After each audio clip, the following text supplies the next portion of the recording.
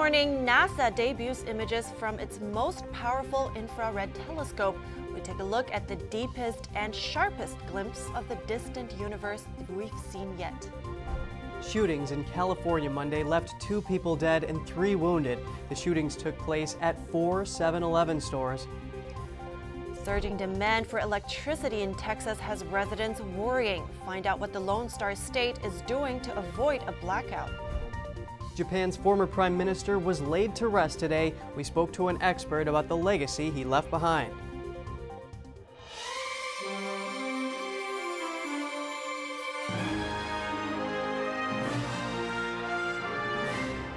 I'm Kevin Hogan with NTD Good Morning. Good morning, I'm Evelyn Lee. It's Tuesday, July 12th. Former Japanese Prime Minister Shinzo Abe is being laid to rest. A private funeral for close friends and family was held today at a Buddhist temple in Tokyo. Mourners gathered outside to say goodbye to the country's longest-serving premier, who was gunned down at a campaign event last week. A heavy police presence looked over crowds of people paying their respects. Hundreds of people, some dressed in formal suits, gathered outside the temple. As a hearse bearing Abe's body left, the crowds waved, took photos, and shouted Abe's name. After the funeral, the motorcade drove through downtown Tokyo, touring the city's main political headquarters, passing the Parliament building and the Prime Minister's office. When the hearse arrived, Prime Minister Kishida and his cabinet members prayed and bowed before the hearse headed to a crematorium. Here's what some of the mourners had to say.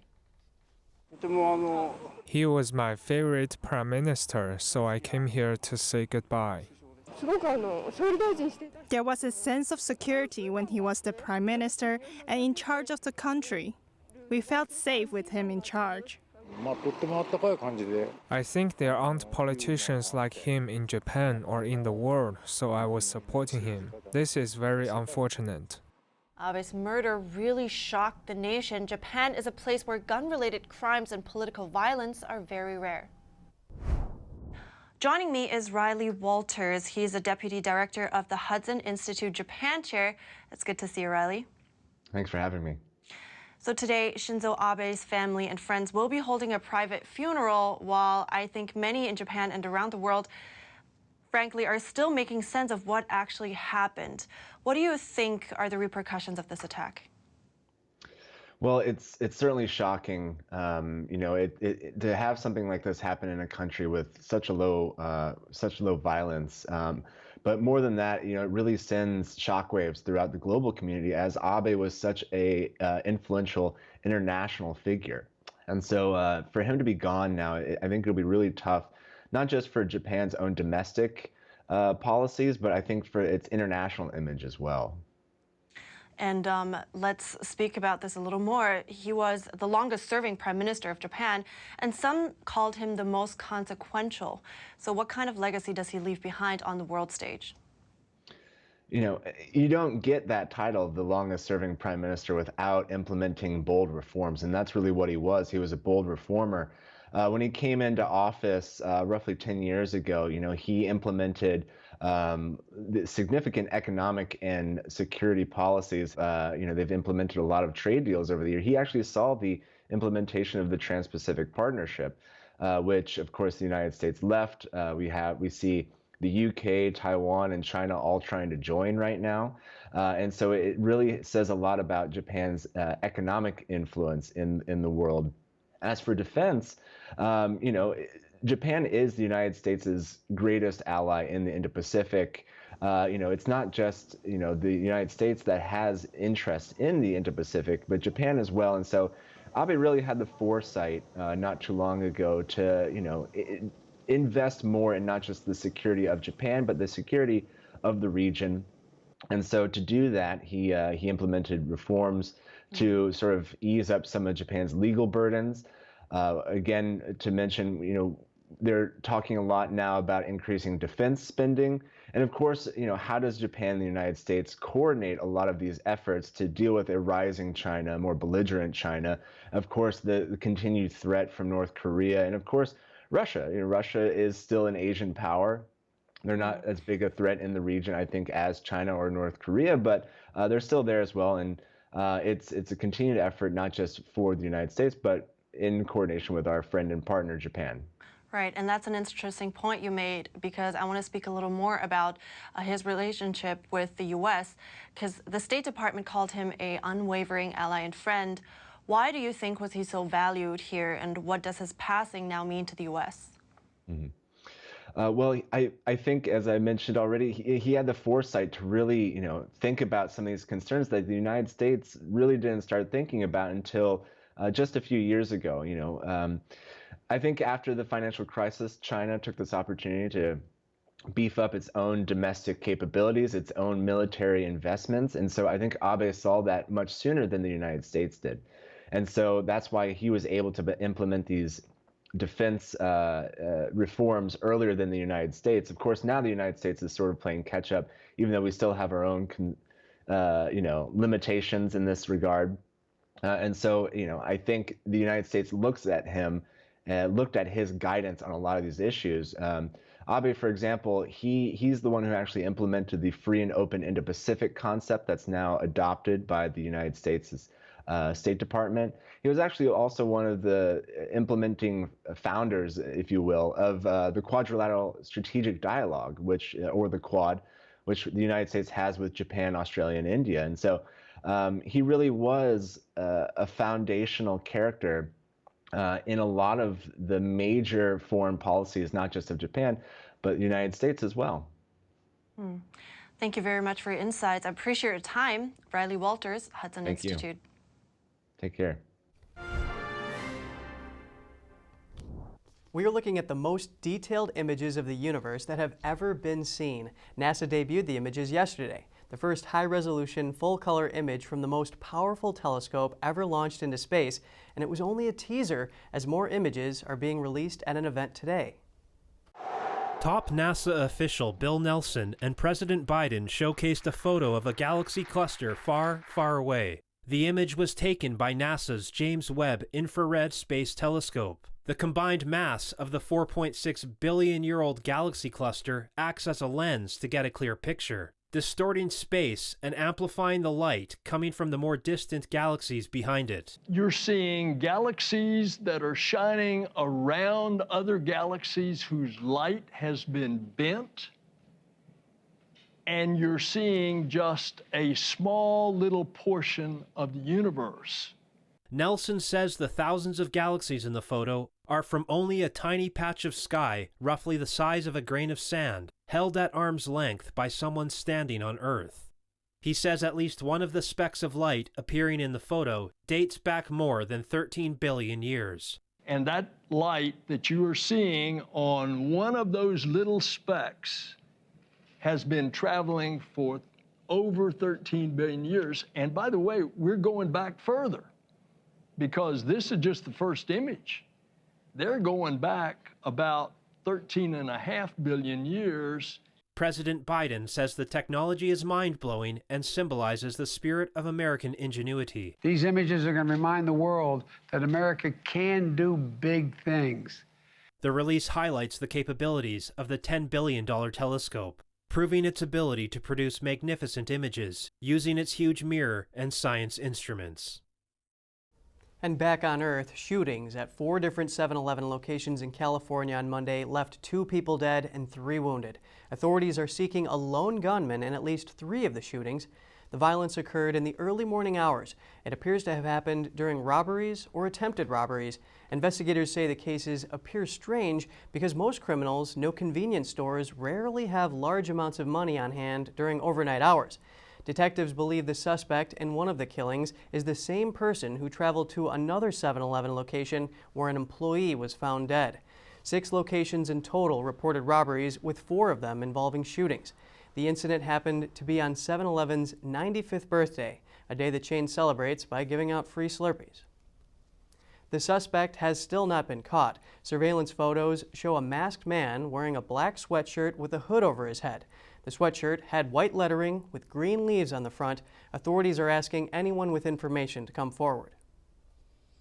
And California firefighters gained ground Monday in the battle against a wildfire. It poses a threat to a grove of giant sequoias and a small community in Yosemite National Park. The Washburn fire on the western flank of the Sierra Nevada had scorched about 4.2 square miles, but was more than 20% contained as of Monday night. NTD's Eileen Ang has the story. In the southern end of Yosemite, near Mariposa Grove. It is home to more than 500 mature giant sequoias. Firefighters are taking special measures to protect the grove. They have been clearing away undergrowth that could potentially fuel the flames and deploying ground-based sprinkler systems to increase humidity levels around the trees. I'm standing right in front of the grizzly giant, which is arguably one of the most famous trees on Earth, and we've got a sprinkler system set up around it, and we're trying to give it some, preventative first aid, really, and make sure that if the fire comes over here, that this tree is protected. That is to cool flames and to increase the relative humidity and decrease the fire behavior around this tree. We really don't want to leave this one to chance because this really is such an iconic tree. About 1,600 people have been evacuated. The Park Service also shut down the southern entrance to the park, which park officials say draws about 4 million visitors a year. Firefighters use offensive firing to speed up the process. So it's all dependent on the situation and the conditions, and really there's many tools and tactics that we utilize, and it's just picking the appropriate one for the right time. And offensive firing is one of those options that gets it down to a pre-established control line. The crews will go up to the actual uncontrolled fire's edge, and they'll start working off of that uncontrolled edge, bringing fire down the slope. The park's best-known attractions, including Yosemite Valley, remain accessible to visitors from its western entrance. But smoke and soot have dimmed views of iconic landmarks. Officials said that the fire has not destroyed any of Yosemite's landmark sequoias, some of which are more than 3,000 years old. The cause of the blaze remained under investigation. No injuries have been reported. Eileen Ang, NTD News, California.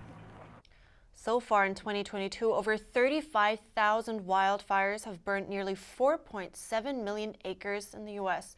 According to the National Interagency Fire Center, it's well above average for both wildfires and acres burned. The Texas power grid is experiencing a test of its limits during the latest heat wave. Demand for electricity surges during the hotter and colder months of the year. NTD's Jeremy Sandberg has more on what the state is doing to hold off blackouts. Voluntary cutbacks and appeals to conserve energy are being used to avert power outages in Texas. The Electric Reliability Council of Texas, or ERCOT, is warning of a potential shortage in reserves with no market solution available. City agencies are developing contingency plans in the case of a blackout. All the city facilities have the backup generators. The power grid is not currently in emergency mode, but a growing population in the state is putting stress on the system. And we will get through this. Again, we want the power to stay on, of course, but we do have preparations in place for our fire stations, at least to be up and running. We do have generator powers, and worst case scenario is if we need to relocate, we will do what we need to do to ensure that we're ready to deploy for the next 911 call. Unlike other U.S. states operated by two national power grids in the western and eastern regions of the country, Texas runs mostly on its own independent power grid. We've been able to experiment with market design. We've been able to build a lot of things like transmission lines and power plants and wind farms, solar farms. The bad news is when times are tough, we can't lean on our neighbors for help. And when they're having a tough time, we can't help them out. ERCOT assured residents earlier this year that it has enough reserves to meet demand. This comes after millions of people went without power during a deep freeze in early 2021 for several days. Temperatures in Austin and Houston hit 100 degrees Fahrenheit on Monday. As the temperature goes up, the demand continues to go up, and so there's always the challenge of ensuring that when you reach these really record high temperatures, that there's enough power available. Residents have been asked to conserve electricity between 2 and 8 p.m. as available reserves reach their limits. Jeremy Sandberg, NTD News. Twitter is taking legal action against Elon Musk after months of complex deal negotiations. Musk responds with a meme. Musk posted a meme on Twitter in response to Twitter's legal preparations. The post is 4 photos of Musk laughing at the progression of the Twitter deal, with each photo becoming more animated. The meme's humor is directed at Twitter's failing to release fake account information. The meme got 1 million likes. Twitter chairman Brett Taylor said they are committed to closing the deal and will pursue legal action. Twitter is expected to formally sue Musk over the terminated takeover deal. Many are predicting an unprecedented legal battle. Who's more likely to prevail? NTD's Colin Fredrickson brings us the story. Elon Musk wants to exit the Twitter deal, and Twitter is suing to make him buy, setting up the two for an unprecedented legal battle. It's a nightmare for Twitter to deal with. Dan Ives is a senior equity research analyst at Wedbush Securities. Ives says it's been a circus show for Twitter since April. Employee turnover, advertising, headwinds, competitive issues, a lot of stakeholders. And this is a company that was getting ready basically to be bought. Now all of a sudden it's a standalone public company again. Causes strategic chaos. Musk started pulling out late Friday, saying that Twitter breached multiple provisions in their agreement. Mainly, he says, Twitter isn't being honest about how many accounts are bots or automated accounts that aren't real people. If you're basing your user base and there's a big segment of them that are not real users, the company is actually worth less. Oscar Gomez is managing partner at EPGD Business Law. Gomez says it's going to be difficult to prove how many bots Twitter actually has. Twitter says that fewer than 5% of accounts are bots, while Musk suggests that likely over 20% are bots. Unless Twitter has been engaged in some sort of whole-scale fraud in terms of the extent of user bots, I think there's a very good chance that Musk might lose this litigation. Dominic Romano is the managing attorney at Romano Law, PLLC. Romano believes it's highly unlikely Twitter is hiding the number of bot accounts. Remember, it's a public company.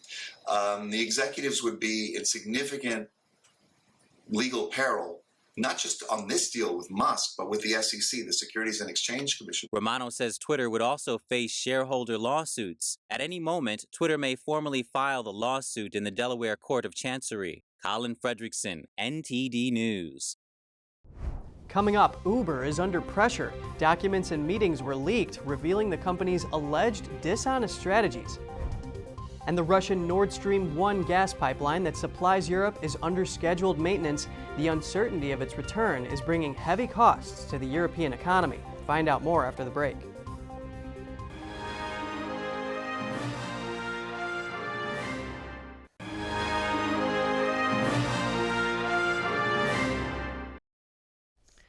A former Uber lobbyist has leaked over 124,000 documents, emails, and iMessages. The communications expose questionable practices used by the company's senior executives. The documents reveal the company using secret governmental lobbying, illegal service, and police evasion tactics in their takeover of the taxi market. The leak also exposed how the company evaded paying tax by channeling money through Bermuda. And they show Uber diverting attention from its own tax liabilities by helping authorities collect taxes from their drivers. Mark McGann, Uber's former chief lobbyist in Europe, the Middle East, and Africa, leaked those documents. He says the leak is partly motivated by remorse. He believes Uber sold the public a lie about the economic benefits to the drivers. The former CEO Travis Kalanick has been caught in the controversy. During a period of clashes between taxi and Uber drivers, he allegedly called violence against Uber drivers a leverage for public support. A text from Kalanick to the colleague says violence guarantees success, but Kalanick's spokesperson denied these allegations. During raids in 6 countries, Uber issued a kill switch that shut down access to sensitive data right before the authorities entered the building. And in the UK, 6 ministers did not declare secret meetings with Uber lobbyists. It also seems Uber's lobbying groups were involved with many top politicians, including Barack Obama, Boris Johnson, and Emmanuel Macron. European energy supplies are caught in limbo as a Russian gas pipeline undergoes maintenance. It is uncertain when the pipeline will be turned back on, so some are considering alternatives. What will Europe do if Russia turns off the gas taps? Russia usually supplies about 40% of Europe's natural gas, mostly by pipeline. But with the Nord Stream 1 pipeline that transports gas from Russia to Germany undergoing planned maintenance, it raises the question, what happens if the outage is extended. German network regulator Klaus Müller says it's no guarantee that the gas will come back after the 10-day maintenance period. Nord Stream 1 has informed us, as is customary. However, what happens once the maintenance is done remains to be seen. No one can predict that. Is it maintenance which is over in 10 days, or earlier, or later? Unfortunately, we have to wait and see. I also don't expect us to be informed much earlier than the day before. With Ukraine having closed the Sokhranovka transit pipeline that runs through Russian-occupied territory in the east of the country, European countries have been seeking to cut their reliance on Russian gas.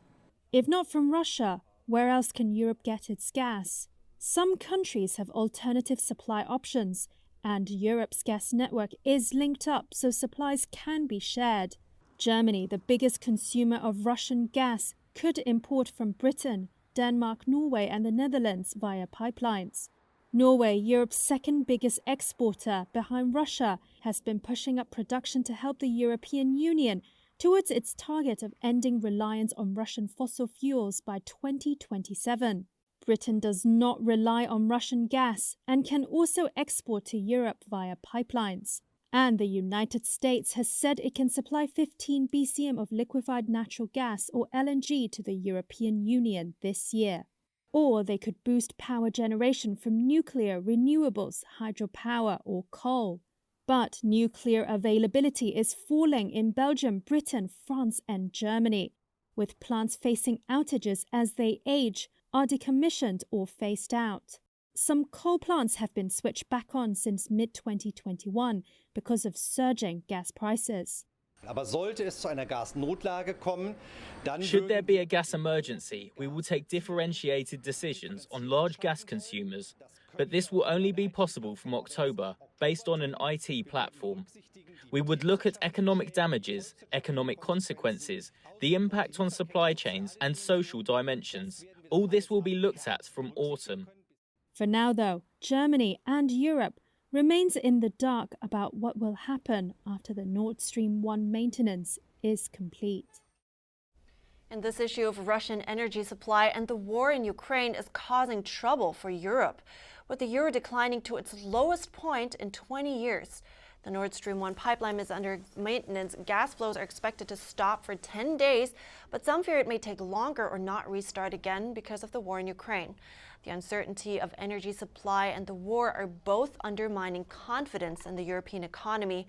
Meanwhile, the US dollar has climbed in expectation of intense rate hikes. The two currencies hit parity for the first time in 20 years. Unfortunately for Europe, the effect of certainly Russia-Ukraine has been more amplified than it has been here in the States. And certainly energy prices much higher, relatively speaking, in Europe than here. So the impact of higher commodity prices has been felt more in Europe than it has in the States so far. On the bright side, though, for Americans, traveling through Europe is now cheaper than it was a few months ago. And up next, as the saying goes, there's always a bigger fish. A giant deep-sea monster has been rediscovered in the water of Japan. Whatever it's eating, it's bigger than the last one. And fear breaks out as bulls are let loose in Spanish streets. But of course, it's just the running of the bulls that happens every year. That and more after the break.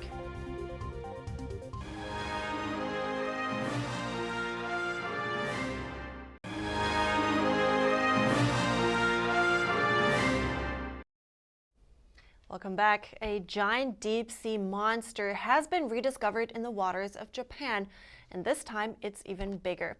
These new species were first discovered last year. The footage was captured by Japanese scientists around 7 feet underwater.